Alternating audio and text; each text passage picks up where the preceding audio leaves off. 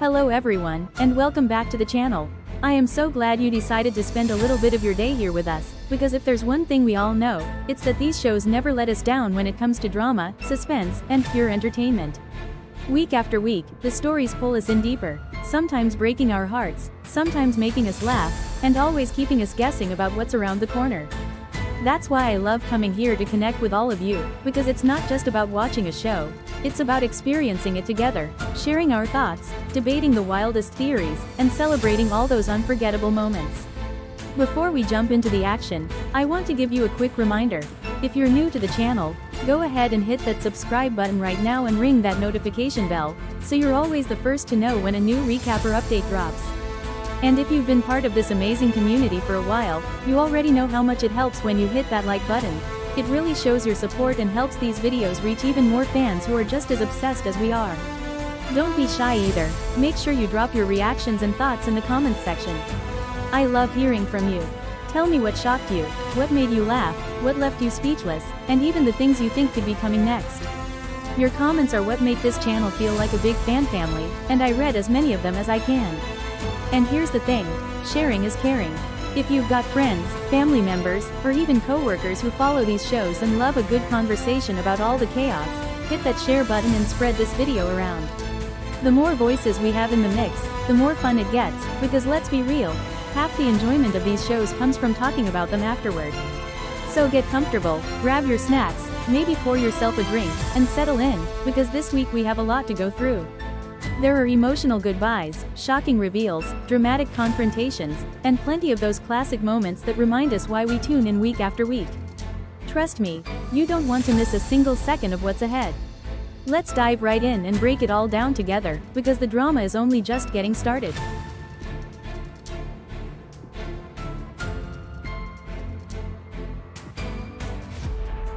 Welcome back, everyone. Today we're stepping into the world of General Hospital, where every heartbeat is a story, every whispered secret carries weight, and every twist leaves us questioning everything we thought we knew.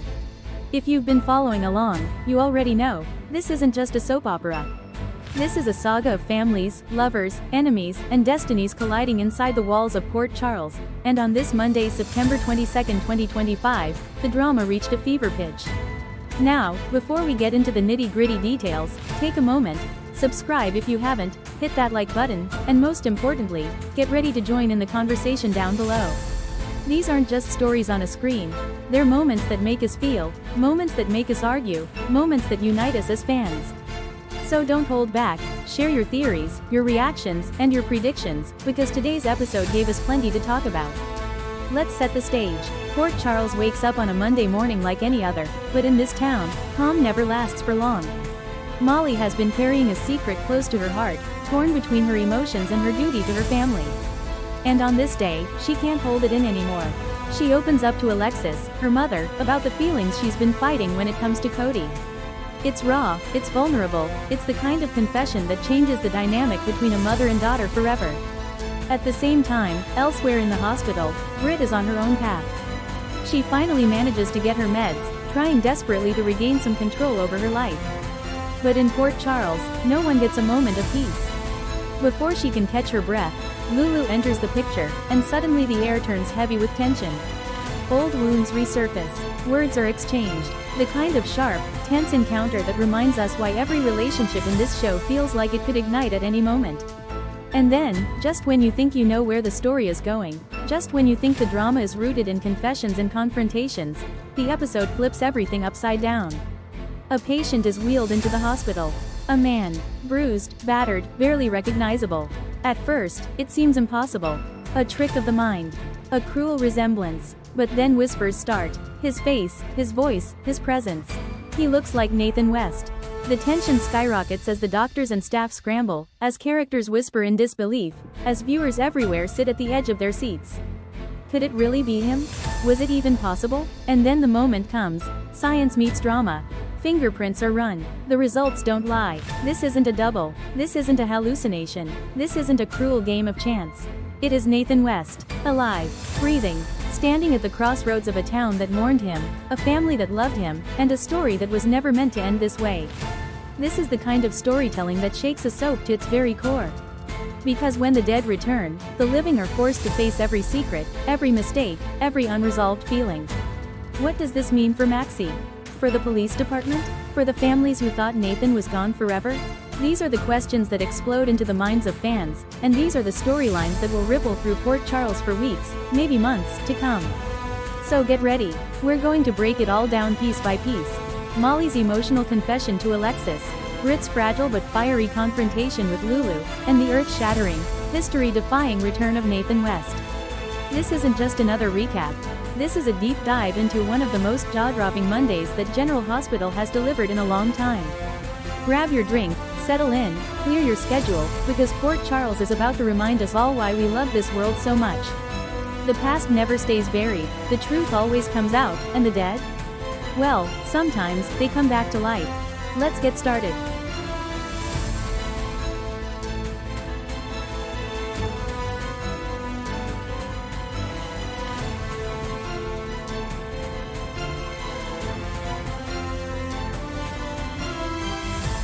Tuesday, September 23, 2025, was a day where every corner of Port Charles buzzed with whispers, secrets, and shocking confrontations, leaving fans perched at the edge of their seats.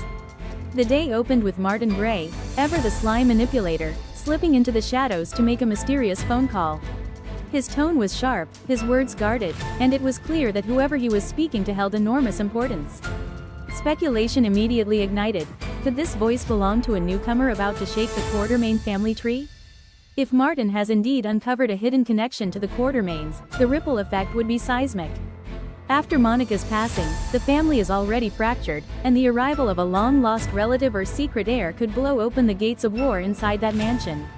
Martin knows exactly how to pull strings, but the question is, who's holding the other end of the line, and how long until their presence rattles the town?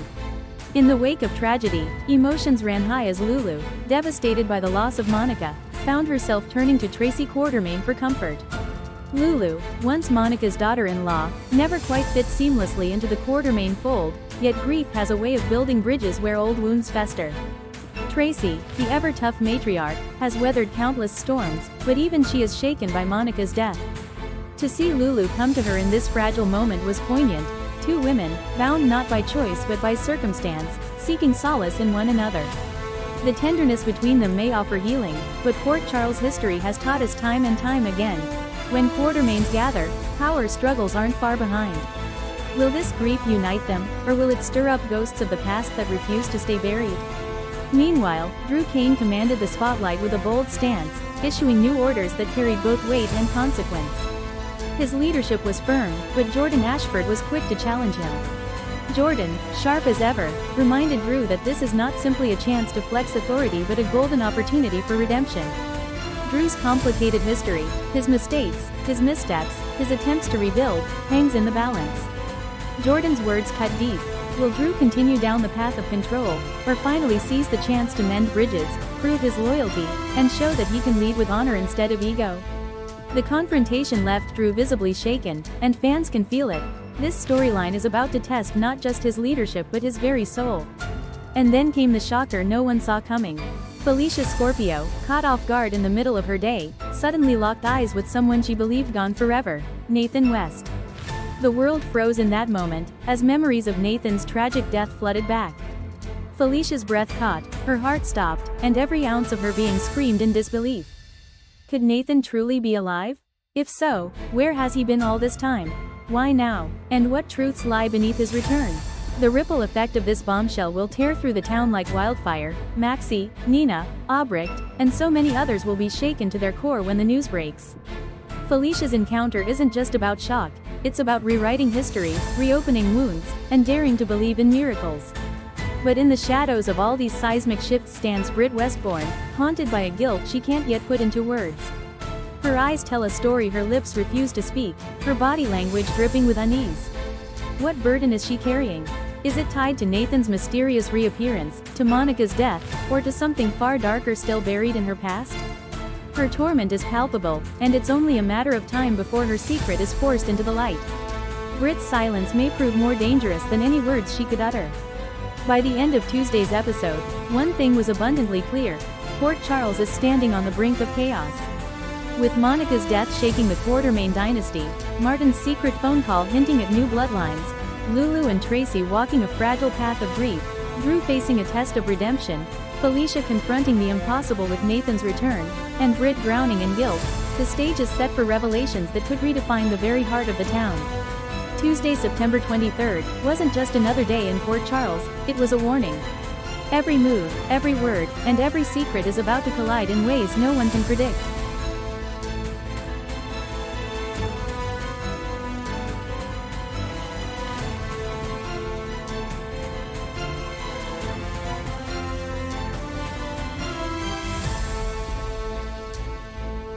Port Charles was nothing short of explosive today, a storm of grief, revelations, confrontations, and deep maternal worry colliding all at once. Let's start with Tracy, a woman whose entire life has been defined by her sharp wit, her stubborn pride, and her iron will. But even Tracy has her breaking point, and today we saw it in full force. Her grief has been eating away at her, not only emotionally but physically, and it's now putting her health at serious risk. Instead of leaning on the people who love her most, she's pushing them away, burying herself in risky decisions and reckless moves that threaten to make her pain even worse. It's heartbreaking to watch, because Trace has always been the rock, the matriarch who stands tall no matter what storms hit the Quartermain mansion. And yet now, we're seeing just how fragile even the strongest pillars can become when grief consumes them. The question is, how far will Tracy go before someone steps in, and will they get there in time to save her from herself? Then came the twist that has left the entire town gasping: Nathan West is alive. For years, his absence has been a wound that never healed, and now, here he is, sitting across from Brooke Lynn. It's a moment fans have been longing for, but it's far from a fairy tale. Nathan doesn't remember where he's been, what he's endured, or how he managed to survive. That blank space in his memory is haunting, because it means we're staring at a mystery that's just beginning to unfold. Brooke Lynn, with her mix of shock, relief, and guarded hope, is the first to hear Nathan's raw confessions. Their heart-to-heart is tender, painful, and filled with unanswered questions. Nathan's survival is nothing short of miraculous, but without his memories, the truth behind his return could be more dangerous than anyone realizes. Is he really free, or is this just the beginning of another nightmare? Meanwhile, in another corner of town, Trina is proving once again why she's a force to be reckoned with. She isn't holding back when it comes to Jordan, firing tough questions that demand real answers. Trina's determination cuts like a knife. She refuses to be left in the dark, and her energy makes it clear she's going to get to the truth whether Jordan likes it or not. Across town, Portia finds herself at Isaiah's side. This visit is layered with meaning, a mix of concern, guilt, and perhaps hope. Portia has been caught in her own storm for months, and Isaiah may represent either a lifeline or another complication. Their connection hints at unresolved emotions that could have a lasting impact on the people closest to them. And then there's Felicia. If ever there was a mother whose worry could be felt in every heartbeat, it's hers. Felicia is practically drowning in fear for James, her every word and expression painting a picture of a woman who feels powerless against forces she can't quite control. Her maternal instincts are screaming that something isn't right, and that terror is making her unravel. Felicia's love for James has always been fierce, but today, it was palpable, almost suffocating in its intensity. Watching her struggle is a reminder of how fragile happiness can be in Port Charles. Today wasn't just another day in Port Charles, it was the kind of day that leaves scars. Trace's dangerous grief, Nathan's miraculous but mysterious return, Trina's sharp demands for truth, Portia's emotional visit, and Felicia's all-consuming worry blended into one storm of drama that touched every corner of the canvas. These aren't isolated stories, they're threads in a larger tapestry, threads that will weave together into something far bigger than anyone can predict. And as always, Port Charles reminds us that the past is never really gone, secrets never stay buried, and love, whether it comes in the form of grief, romance, or parental devotion, can be both the town's greatest strength and its deepest vulnerability. What a day, what a reckoning, what a reminder of why we can never look away.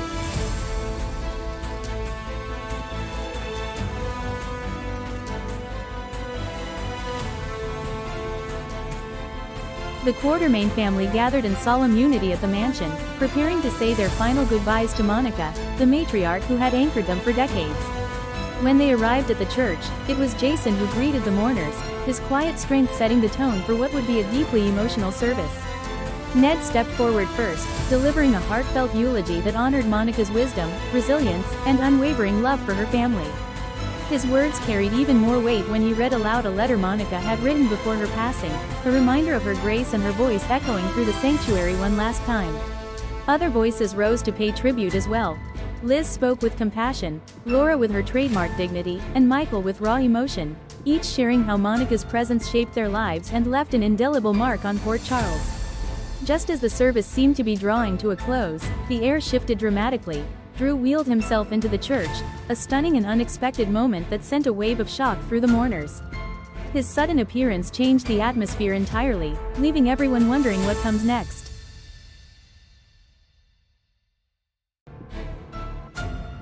What an absolutely riveting day in Port Charles, one that will surely go down as one of the most dramatic Quartermain family moments in years.